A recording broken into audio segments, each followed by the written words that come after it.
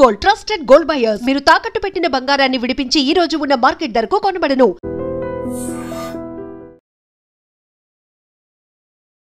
ఎంతో మంది యాక్టర్స్ వాళ్ళ మానవతా దృక్పథాన్ని చాటుకుంటూ ఎంతో మంది పేద విద్యార్థుల్ని చదివించి ఒక ఉన్నత స్థాయికి తీసుకురావడం జరుగుతుంది. అదే తరహాలో యాక్టర్ సూర్య గారు అయితే ఆయన తమిళ యాక్టర్ అయినా కానీ మన తెలుగు యాక్టర్ అనే విధంగా ఆయన సినిమాలు కూడా చాలా మంది చూస్తూ ఉంటారు. సో అలాంటిది ఆయన కూడా ఇప్పుడు ఒక 51 మందిని పేద విద్యార్థుల్ని మారుమూల గ్రామం నుంచి వచ్చిన వారిని చదివించి ఎంబీబీఎస్కి క్వాలిఫై అయ్యే విధంగా ఆ స్థాయికి తీసుకురావడం జరిగింది తన అగరం ఫౌండేషన్ ద్వారా. ఈ విధంగా ఎన్నో కార్యక్రమాలు ఎంతోమంది హీరోస్ చేస్తూనే ఉన్నారు. మన తెలుగులో బాలకృష్ణ గారు కావచ్చు హాస్పిటాలిటీ ద్వారా, మన మహేష్ బాబు గారు కావచ్చు, పవన్ కళ్యాణ్ గారు కావచ్చు, ఇంకా ప్రభాస్ గారు, ఇలాంటి చాలా మంది తన వాళ్ళని ఉనికిని చాటుకుంటున్నారు. అంటే ఒక ప్రజల వల్ల మేము ఎంత గొప్ప యాక్టర్లు అయ్యాం కాబట్టి వాళ్ళకి ఏదో ఒకటి చేయాలన్న ఆశయంతో ఈ విధంగా చేస్తున్నారు. ఇది ప్రజలకి చాలా ఇన్స్పిరేషన్, మా హీరో ఈ విధంగా చేసాడు అని చెప్పుకోవడానికి కూడా. సో ఈ విధంగా అసలు ప్రజలు ఏమనుకుంటున్నారు, ఇంత గొప్ప డెసిషన్ తీసుకొని ఈ విధంగా చేసిన సూర్య గారిపై ప్రజలు ఏమనుకుంటున్నారో అడిగి తెలుసుకుందాం. Hi bro. మీ పేరు? నా పేరు కృష్ణ. అగ్రం ఫౌండేషన్ ద్వారా సూర్య గారు 51 మంది పేద విద్యార్థుల్ని ఎంబీబీఎస్ సీట్కి క్వాలిఫై చేయడం జరిగింది. అసలు మీరు ఎలా ఫీల్ అవుతుంది? అతను ఒక హీరో అయ్యుండి ఇంట్లో సంపాదించుకున్నదంతా ఇంట్లో కూర్చొని తినొచ్చు, కానీ ఒక ఫౌండేషన్ స్టార్ట్ చేసి అందులో 51 మందిని జాయిన్ చేసుకొని ఈ ఏడాది ఆ 51 మందికి అది ఎగ్జామ్స్ అనేది ఒకటి పెట్టారు. దాంట్లో ఆ 51 మంది సెలెక్ట్ అయ్యి ఎగ్జామ్లో పాస్ అయ్యారు. సో అవన్నీ చేయటం నాకు తెలిసి అతను చేయకపోయినా ఇంట్లో కూర్చోవచ్చు, కానీ ఇవన్నీ స్థాపించి వాళ్ళకి అవకాశం ఇచ్చి వాళ్ళందరికీ మంచి చేస్తున్నారు చూడు, దాంట్లో నాకు బాగా నచ్చాడు సూర్య గారు. ముఖ్యంగా వాళ్ళ గురించి చెప్పుకుంటూ వాళ్ళ పేద విద్యార్థులు అని చెప్పేసి ఆయన కూడా ఎమోషనల్ ఏడవడం జరిగింది. అంటే ఏ సంబంధం లేని వాళ్ళ కోసం ఒక పెద్ద హీరో ఈ విధంగా కంటతడి పెట్టుకోవడం ఎలా అనిపిస్తుంది? అదే బ్రో, అంత ఎమోషనల్గా ఫీల్ అవ్వాల్సిన అవసరం లేదు అంత పెద్ద స్టార్కి, కానీ అతను ఫీల్ అయ్యాడంటే అంత మంచి హీరో లేనట్టే నాకు తెలిసి తమిళ్లో. ఎందుకంటే ప్రతి దాంట్లో కూడా ఆయన ఏదైనా ఫంక్షన్కి వచ్చినా కూడా న్యాచురల్గా వచ్చి న్యాచురల్గా మాట్లాడి వెళ్ళిపోతారు. ఒక స్టైల్గా అనేది ఏముండదు, ఒక ఓవర్ యాక్షన్ అనేది ఏం చేయరు. అతని పని అతను చూసుకొని వెళ్ళిపోతాడు. అలాంటి హీరో కూడా ఆమెకి జ్యోతి మేడంకి హస్బెండ్గా రావటం చాలా అదృష్టం అని చెప్పాలి.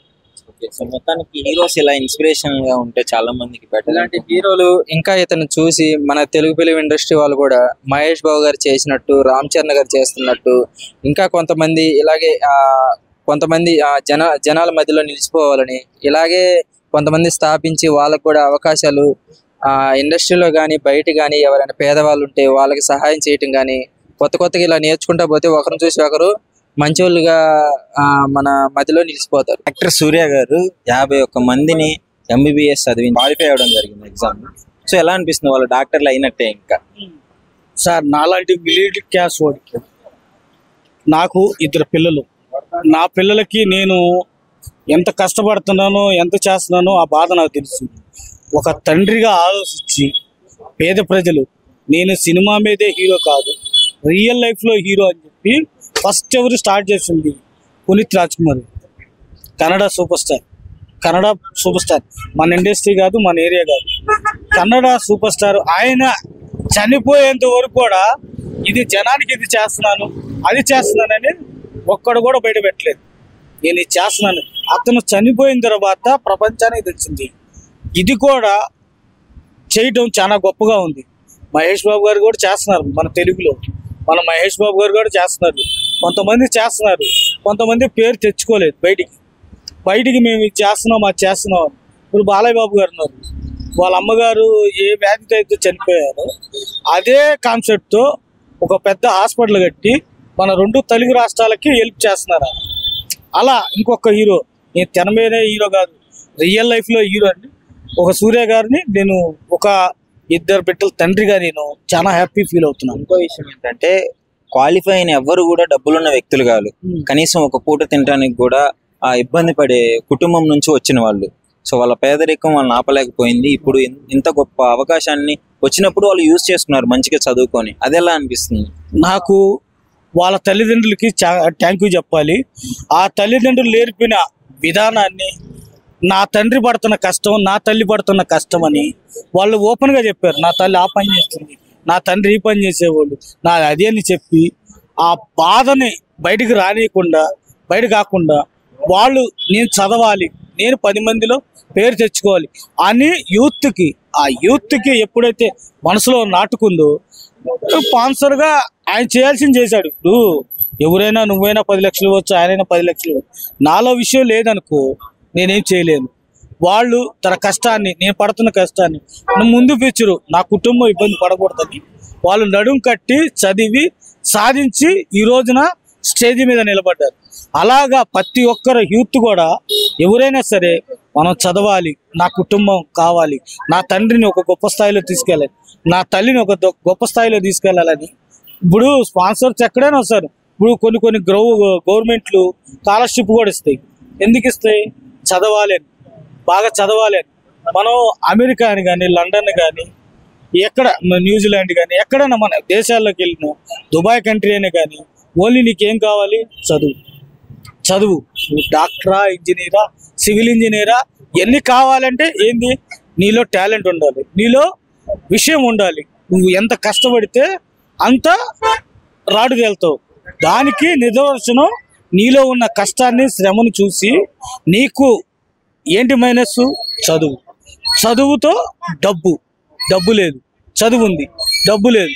ఆ డబ్బు అనేది ఆయన ఒక ఫౌండేషన్ స్థాపించి అందులో చేర్చుకొని వీళ్ళు టాలెంటెడ్గా చదివి వాళ్ళ దేశానికి, ఈ రాష్ట్రానికి, ఒక తమిళనాడు రాష్ట్రానికి మంచి పేరు తీసుకొచ్చారు. అతను సంపాదించిన డబ్బు ఎక్కడైనా పెట్టుకోవచ్చు, ఏ ఇన్వెస్ట్మెంట్ అయినా చేయొచ్చు, దేని మీద చేయొచ్చు, హ్యాపీగా మనం బతకొచ్చు. కానీ ఒక పేద ప్రజల్ని తీసుకొచ్చి అతను చదివించి ఒక స్టేజీ మీద తన గురించి చెప్తుంటే తను ఎంత హ్యాపీ ఫీల్ అయ్యాడండి. ఒక కన్న తండ్రిగా ఒక పిల్లలు ఒక గొప్ప స్థాయికి వెళ్తుంటే ఒక కన్న తండ్రి ఎలా బాధపడతాడో, ఏడుస్తాడో, అలా తను ఏడవట్లేదండి. ఆయన ఆనందంతో ఆనంద బాష్పాలయ్యి అది నేను కోరుకున్నది. ఒక మనిషికి ఒక్కొక్క విజన్ ఉంటుంది. నేను ఇది చేయాలి, ఇది కావాలి. ఆ కళ అనేది అనేది అతనికి పెట్టిన దానికి, వాళ్ళు చేసిన దానికి, వాళ్ళు సాధించిన విజయానికి ఆయనకి ఆనందంతో వచ్చిందే కానీ ఆయన ఏదో కెమెరా ముందు ఇలా చేయాలని కాదండి. ఆయన రియల్ హీరో. నమస్కారం అండి. నమస్తే సార్. తమిళ యాక్టర్ సూర్య గారు అగరం ఫౌండేషన్ ద్వారా 51 మంది విద్యార్థులను చదివించి వాళ్ళు MBBS సీట్కి క్వాలిఫై అయ్యారు. అది చెప్తూ ఆయన కూడా ఎమోషనల్ అయ్యారు చాలా. అసలు ఎలా అనిపిస్తుంది ఈ విధంగా పేదవాళ్ళని చదివించి ఈ స్థాయికి తీసుకురావడం? చాలా ఆనందంగా ఉందండి. మేము కూడా సినిమా వాళ్ళం కాబట్టి చాలా ఆనందపడుతూ ఉంటాం. ఎందుకంటే సూర్య గారు అగరం ఫౌండేషన్ పెట్టి 50 మంది కుర్రోళ్ళని చదివించడం అంటే సామాన్యమైన పని కాదు. డబ్బులు ఇచ్చేసి దులుపుకునే వ్యవహారం కాదు. అది సేవా తత్పరతతో చేయవలసినటువంటి కార్యక్రమం, చాలా నిబద్ధతతో చేయవలసిన కార్యక్రమం. అదే కాకుండా సూర్య గారు చాలా సేవా కార్యక్రమాలు చేస్తూ ఉంటారు. అలాగే మన సినిమా ఇండస్ట్రీలో చాలామంది పెద్ద జనాల పట్ల చాలా వాత్సల్యంతో ఉంటారు. హీరోలందరూ కూడా చాలా వరుసలో చెప్పుకోవాలనుకుంటే మన రాఘవ లారెన్స్ గారు నిజంగా హెడ్స్ ఆఫ్ చెప్పాలి. ఆయనకి చాలా చాలా అద్భుతమైనటువంటి సేవా కార్యక్రమాలు, వికలాంగుల్ని చూసుకోవడం కానీ, పిల్లల గుండె ఆపరేషన్ కానీ, గుండె ఆపరేషన్ ఎవరికైనా సరే ఆర్థికంగా వెనకబడినటువంటి వాళ్ళు ఎవరైనా కానీ వెళితే ఫ్రీగా గుండె ఆపరేషన్ చేయించడమే కానీ, అలాగా అది సంపాదించిన దాంట్లో సగానికి ఎక్కువగానే పేద ప్రజల కోసం ఇచ్చిస్తూ ఉంటారు. ఈ మధ్యకాలంలో, ఈ మధ్యనే కాదు చాలా కాలంగా మహేష్ బాబు గారు ఆయన కూడా చిన్నపిల్లలు గుండె ఆపరేషన్లు 100 మందికి చేపించారు ఆయన.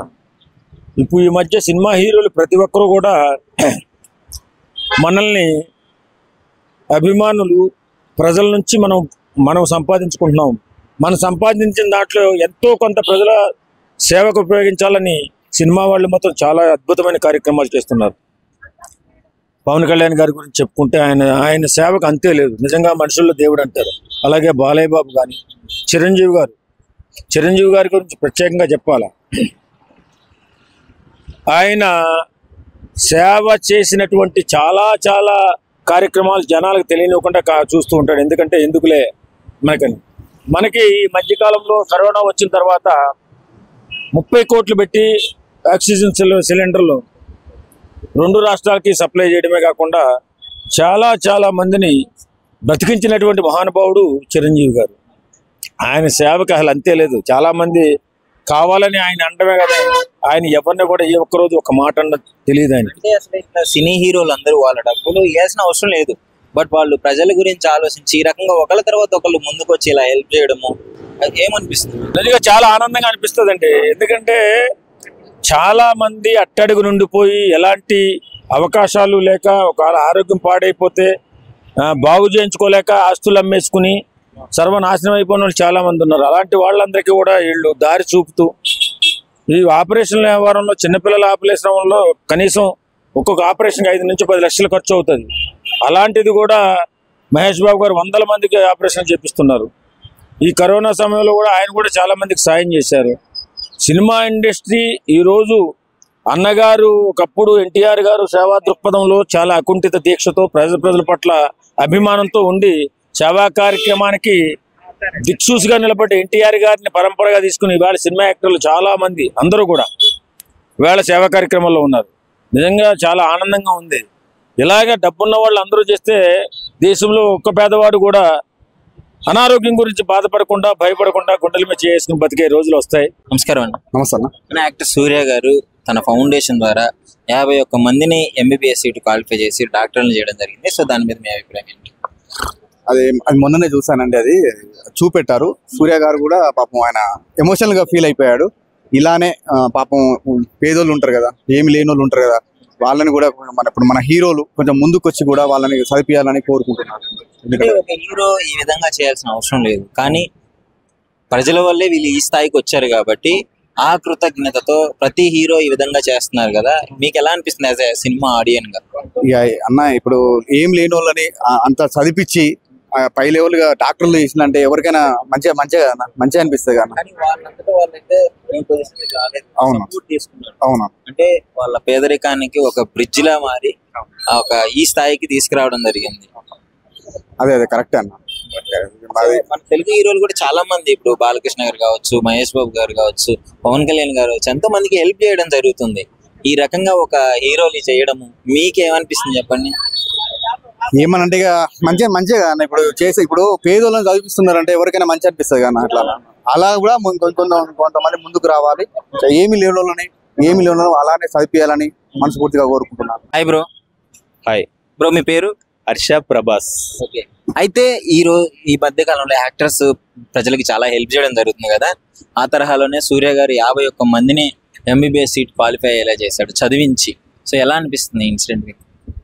ఆయన ఒక గొప్ప మానవత నటుడని నేను అనుకుంటున్నాను. ఎందుకంటే ఆయన అదే కాదు, చాలా సేవా రంగాల్లో పాల్గొన్నారు. ఆయన ఒకడే కాదు, ఆయన ఫ్యామిలీలో జ్యోతిక మేడం గానే 2 భార్యాభర్తలు తమిళ్లో ఇప్పుడు మంచి చేస్తున్నారంటే సూర్య గారు, జ్యోతిక గారు, తరువాత విశాల్ గారు కూడా పేద ప్రజలకి చాలా మంచిగా చేస్తున్నారు. నాకు వీళ్ళని చూస్తూ ఉంటే అనిపిస్తుందంటే ఎందుకు ఇలా వీళ్ళు అందరి హీరోలా ఎందుకు ఉండరు, ఎంత యాటిట్యూడ్ చూపెట్టకుండా ఇంత ప్రజల్లో ఇంత సామాన్యంగా ఎలా ఉంటున్నారు అనేది ప్రజల్లో ఇది ఒక నాటుకుపోయినటువంటి ప్రశ్న. కాకపోతే సూర్య గారి మంచితనం ఏంటంటే ఆయన ఒక యాక్టర్ కాకముందు ఒక 1500, 5000, 10,000 శాలరీ చేసి ఆయన సినిమాలోకి వస్తే ఆయన నీ పేజ్ చూసుకున్నావా, నువ్వు హీరో అవుతావా అన్న రేంజ్ నుండి ఆయన ఒక విలక్షణ నటుడుగా చేసి మెప్పించి ఇప్పుడు ఎక్కడ చూసినా ఒక పాన్ ఇండియా స్టార్ గా రాణిస్తున్నాడు. కంగువా మూవీ తోటి కొద్దిగా డిసప్పాయింట్ చేసిన, నెక్స్ట్ వచ్చే ఇంకా కరుప్ప మూవీ తోటి బాగుంటుందని ట్రైలర్ చూసాను, బాగుంది. అయితే తెలుగులో కూడా మన తెలుగు హీరోస్ కూడా చాలా హెల్ప్ చేయడం జరుగుతుంది.